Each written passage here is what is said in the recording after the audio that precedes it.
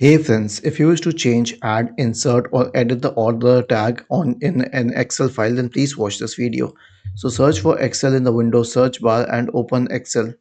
Now go to the Excel sheet, click on File, and then you can click on Info on the list on the left hand side. Okay. Now in the right pane, it shows the name of the order. This is the order of the document, the Excel sheet. You can add an order. I'll show you where you get the option.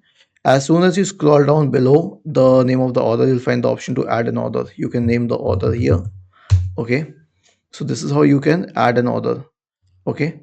And to delete this order, all you need to do is right click on it and then select remove person. That's how you can delete an order. And alternatively, you can also edit the name of an order. Okay, you can you can just edit it by changing the name here.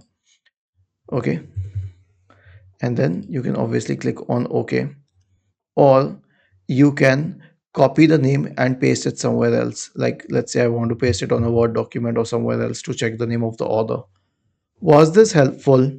If yes, then please subscribe to the channel, and if not, then let us know in the comment section of the video on how we could help you further. Thank you for watching this video and have a nice day.